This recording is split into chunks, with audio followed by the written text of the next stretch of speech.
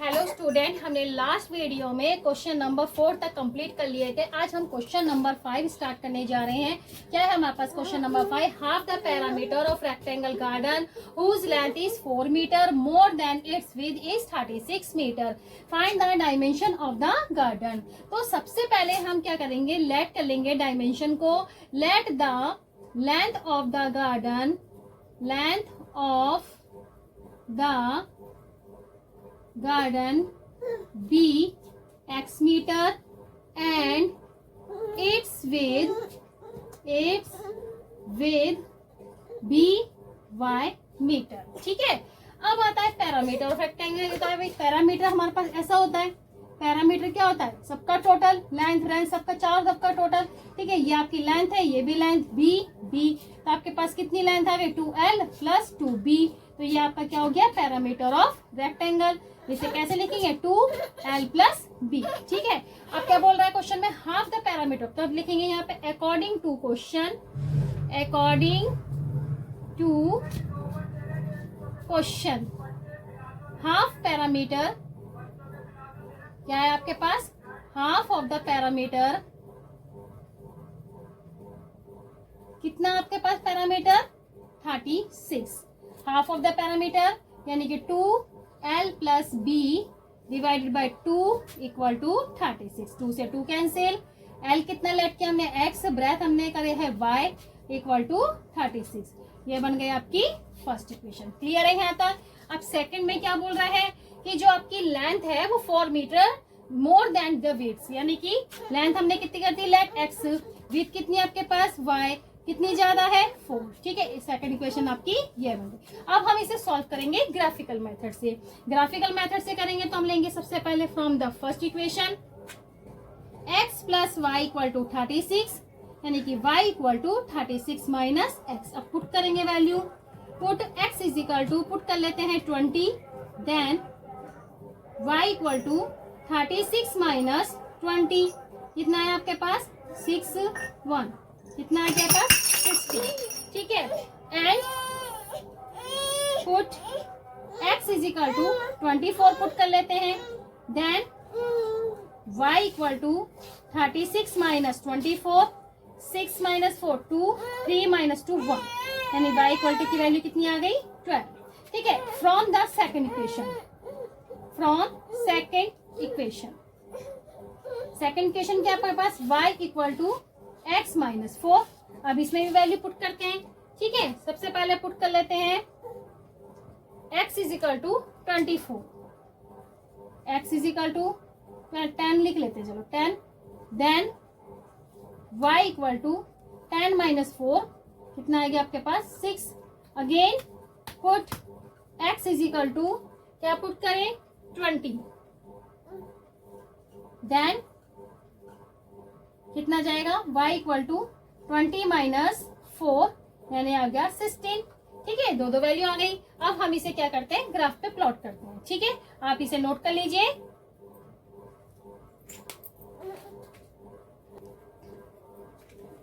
चलिए ग्राफिकल पे शो करते हैं। फर्स्ट इक्वेशन के पॉइंट्स हमारे पास ये हैं और सेकंड के ये। ठीक है, अब हमारे पास पहले सबसे पहले है x की वैल्यू 20, फिर y की वैल्यू आई हमारे पास है 16, यानी कि 20 हमारे पास कहाँ है? यहाँ पे ये रहा, एंड इसकी वैल्यू y की वैल्यू है 16। हम यहाँ लेकर आएंगे इसे,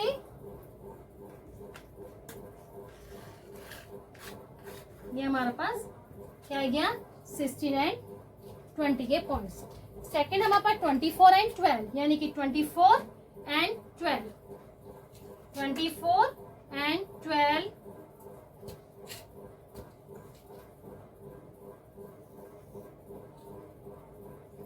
24 एंड 12। ठीक है, अब इस लाइन को हम क्या कर देंगे? ड्रॉ कर।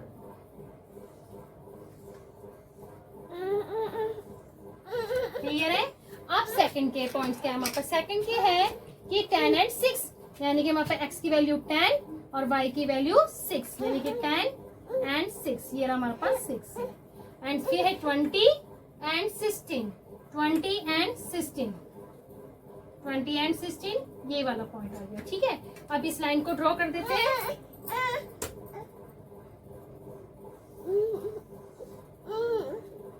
क्लियर है?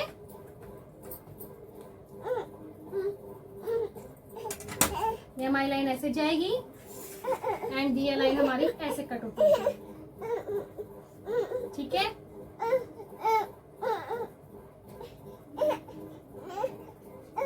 सेकेंड इक्वेशन के पॉइंट हमारे पास, सेकेंड इक्वेशन क्या थी हमारे पास, सेकेंड इक्वेशन थी हमारे पास x is equal to y plus 4 and first equation थी हमारे पास x plus y equal to 36, ठीक है।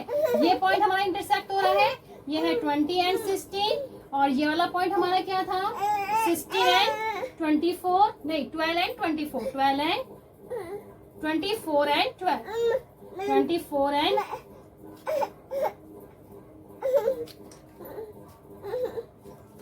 24 एंड 12।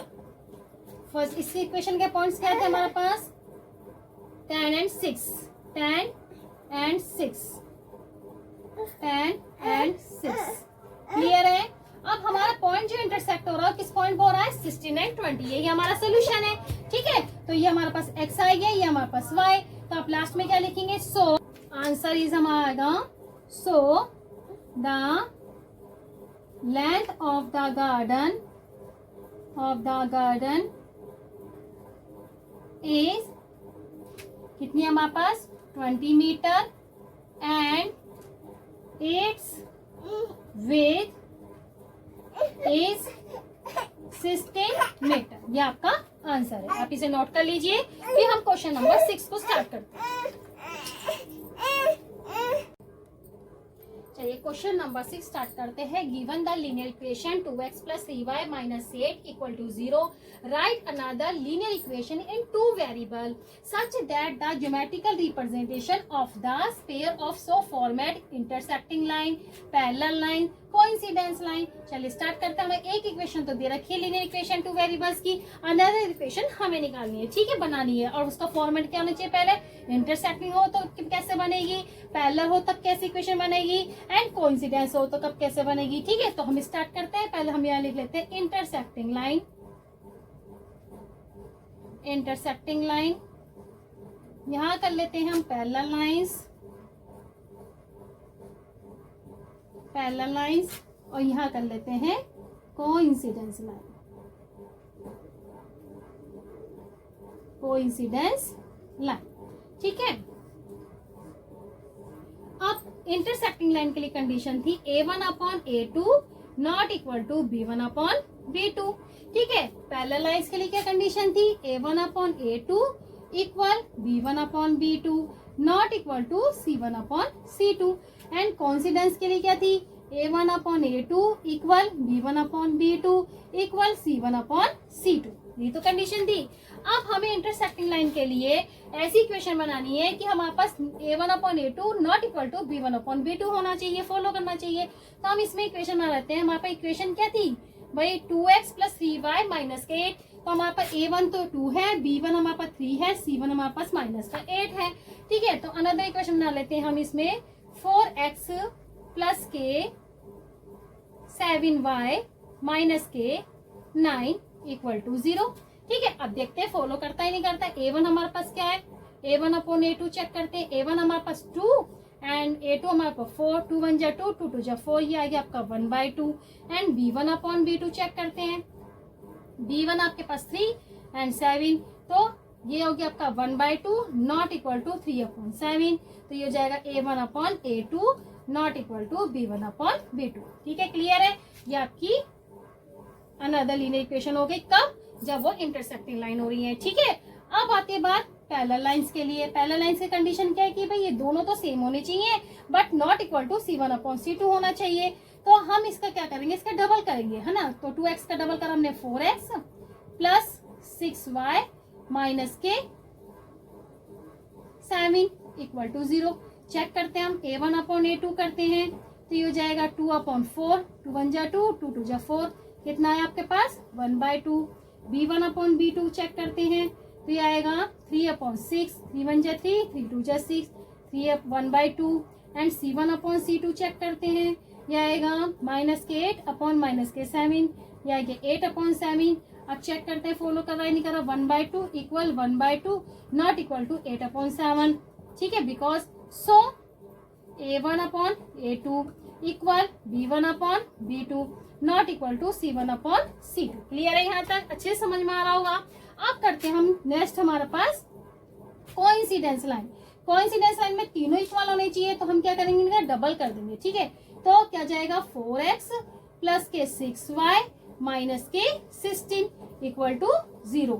अब चेक करते हैं A1/A2 क्या जाएगा का 2/4, 2 1 जा 2, 2 2 जा 4, 1/2 क्या आएगा B1/B2 कितना हो जाएगा 3/6, 3 1 जा 3, 3 2 जा 6, 1/2 एट C1/C2 ये हो जाएगा आपका माइनस के 8 अपॉन माइनस के 16, 8 1 जा 8, 8 2 जा 16, 1/2 ये हो जाएगा A1 because 1/2 equal to 1/2 equal 1/2। So A1/A2 equal B1/B2 equal C1/C2। ये हो गया आपका क्वेश्चन कंप्लीट। ठीक है, क्लियर हो गया, समझ में आ रहा है अच्छे से? ठीक है, अब हम करते हैं लास्ट क्वेश्चन 3.1 का 7 क्वेश्चन। आप इसे नोट कर लीजिए।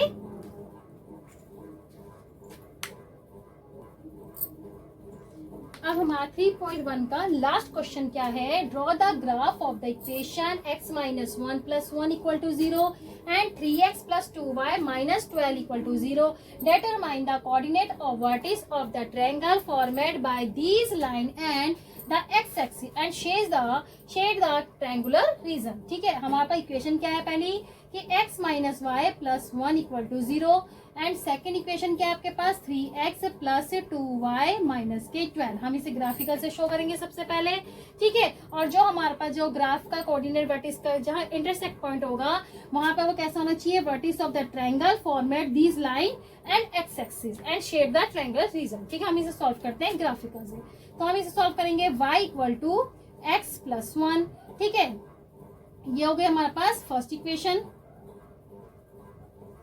ये हो गया हमारे पास सेकेंड इक्वेशन।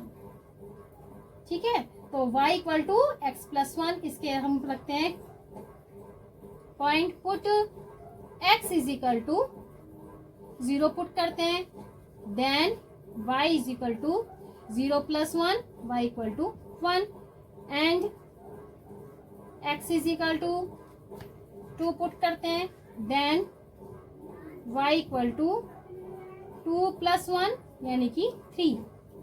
एक और पुट कर लेते हैं, x is equal to minus 1 put, then y equal to minus 1 plus 1 0।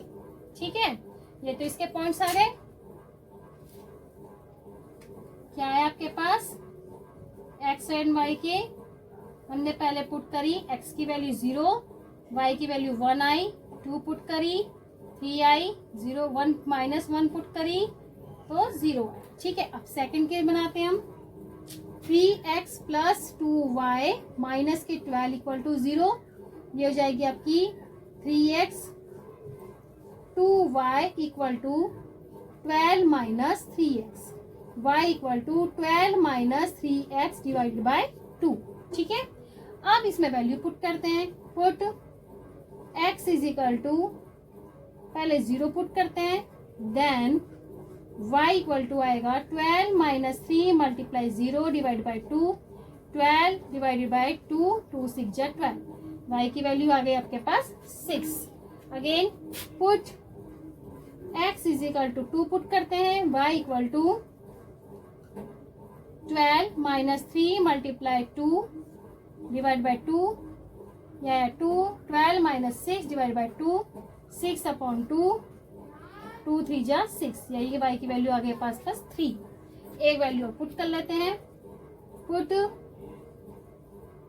x is equal to 0 put कर लिया, 2 पुट कर लिया, 4 पुट कर लेते हैं 4, then y equal to 12 minus 3 into 4 divide by 2, 12 minus 12 divide by 2 यानी कि 0.2 0। ठीक है, तो आपके पास इसके पॉइंट आए x एंड y की वैल्यू आई, पहले हमने पुट करी 0, y की वैल्यू आई 6, फिर हमने पुट करी 2, y की वैल्यू आई 3, फिर हमने पुट करा 4, y की वैल्यू आई 0। और इस पॉइंट के हमारे पास आए थे फर्स्ट इक्वेशन के पॉइंट्स आए हमारे पास एक्स एंड वाई की। पहले हमने 0 पुट करी, 1 2 पुट करा, 3 -1 पुट करा, 0। ठीक है, अब हम इसे ग्राफ पे शो करते हैं, आप इसे नोट कर लीजिए।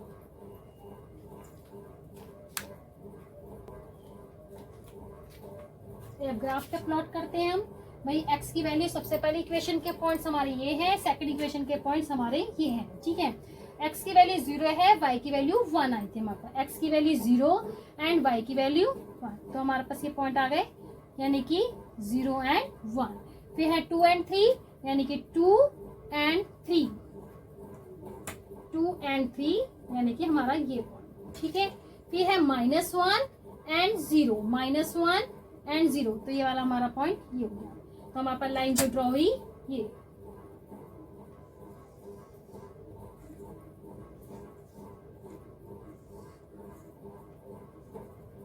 ठीक है, हमारे पॉइंट्स कौन कौन से थे? फर्स्ट पॉइंट हमारा 0 एंड 1, यानी कि 0 एंड 1। फिर हमारे पास आया second point 2 and 3। Third point आया हमारे पास ये वाला, यानी कि -1 एंड 0। क्लियर है, ये हमारी हो गई फर्स्ट इक्वेशन की लाइन। ठीक है, यहाँ लिख लीजिए फर्स्ट इक्वेशन की लाइन क्या हमारे पास, x - y + 1 = 0। अब आता हमारा सेकंड इक्वेशन के पॉइंट्स क्या है, 0 एंड 6, यानी कि x की वैल्यू 0 है, y की वैल्यू 6, एक पॉइंट तो ये आ गया आपका। ठीक है, फिर है 2 एंड 3, 2 एंड 3 ये आ गया, एंड 4 एंड 0, ये 4 एंड 0, हमने 4 x की वैल्यू रखी, y की वैल्यू आई 0, तो इसके पॉइंट्स क्या आ गए आपके पास, ये तीनों। ठीक है, आप इसे मिला लीजिए,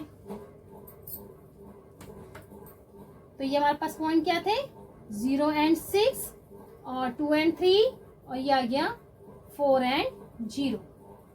ठीक है, ये हमारे पास कौन सी इक्वेशन है आपके पास, ये है 3x + k 2y - k 12 = 0। Clear है यहाँ तक? अब देखिए इंटरसेक्टिंग पॉइंट कहाँ हो रहा है हमारे पास, ये 2 एंड 3 वाले पॉइंट पे। ठीक है, तो ये हमारा सोल्यूशन है, x की वैल्यू 2 और y की वैल्यू 3। ठीक है, अब हमें ये बताना है जो वर्टिस है triangle formed by the these line and the x axis पे कौन से कट रहा है, तो ये वाला पॉइंट एंड ये पॉइंट। हम इसे ले लेते हैं a, इसे ले लेते हैं b, इसे ले लेते हैं c। ठीक है, और इस पोर्शन को हमें क्या करना है, शेड द ट्रायंगल रीजन, ये हमारा शेड हो जाएगा। क्लियर है यहाँ तक, अच्छे से समझ में आ रहा होगा। ठीक है, तो हमारे पास जो आंसर आया, सोल्यूशन क्या है हमारे पास, आंसर क्या आएगा हमारे पास, भाई हमने शेड पोर्शन करा। आप लिखेंगे कि भाई ये ए बी सी पे हमने इंटरसेक्ट कर दिए, तो लिखेंगे लास्ट में सो द कोऑर्डिनेट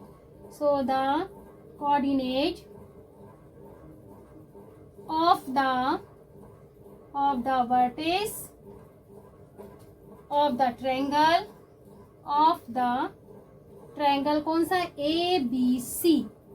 ठीक है, सो फॉर्मेट आर कौन कौन से है फॉर्मेट, ए के क्या है हमारे पास, ए के हैं 2 and 3, B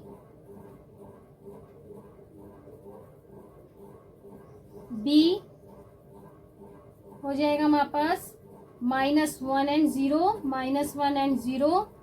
and C 4 and 0। Clear है यहाँ तक, ये आपका सोल्यूशन है। यहाँ पे आपकी एक्सरसाइज 3.1 कंप्लीट होती है। हम नेक्स्ट वीडियो में 3.2 स्टार्ट करेंगे। ठीक है।